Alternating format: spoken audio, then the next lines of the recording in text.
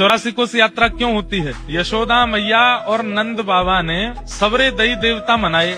तो नंद बाबा यशोदा मैया के जब तक लाला नाए भयो तो यशोदा मैया नंद बाबा ने सबरे देवतान को जाय करके प्रणाम करी। जगन्नाथ जी को प्रणाम कियो, बद्रीनाथ जी को प्रणाम कियो, गंगोत्री, यमुनोत्री, केदारनाथ सब जगह प्रणाम कियो।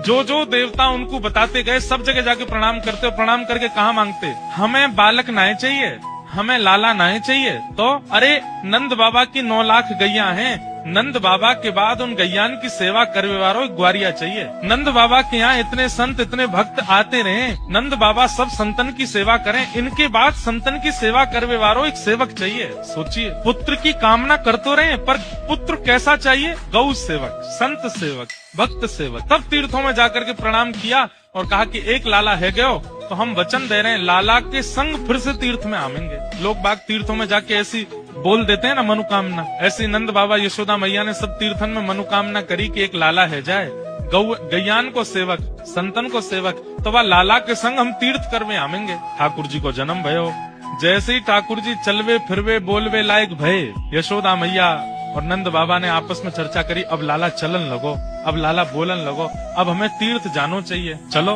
व्यवस्था बनाओ। अब महाराज बैलगाड़ी की तैयारी कर रहे हैं, सामान सट्टे सब रखते जा रहे हैं, सब ब्रजवासी भी एक है लिए, 100, 200, 400 ब्रजवासी भी संग है लिए। लेकिन नंद बाबा और यशोदा मैया की वृद्ध अवस्था देख करके ठाकुर जी के मन में आई, बाबा इतने वृद्ध है गए, यशोदा मैया इतनी वृद्ध है गई और मैं नैके ही बड़ो भयो हूँ, अब ब्रजते बाहर ये तीर्थ करवावे मुकु ले जाएंगे, सालन लग जाएंगे इनको, और जो प्रेम ब्रज में मुकु विस्तारित करना वो है ना पावे को, कहा करूं। नंद बाबा यशोदा मैया बड़े वृद्ध है गए, सबरे तीर्थन को ठाकुर जी ने यमुना तट पे बुलायो। ठाकुर जी तो भगवान है, सबरे तीर्थ आकर के खड़े है गए यमुना तट पे, आज्ञा करें भगवान कहा करना है। बोले भैया देखो हमारे अम्मा बाबा वृद्ध है गए, अब ये सब तीर्थन में जामेंगे, सालन लग जाएंगे, हमें 11 वर्ष ही ब्रज में रहना है, आप सब 84 कोस में फैल जाओ, हमें ज्यादा दूर नहीं जाना पड़े, 84 कोस में ही सबरे तीर्थन के दर्शन, सबरे धामन के दर्शन हमको यही है, हमें और कहीं नहीं जाना पड़े। महाराज ऐसी स्थिति है गई, सारे तीर्थ 84 कोस में बैठ गए। अब तो छोटे छोटे तीर्थ जिनके नाम ही नहीं पता है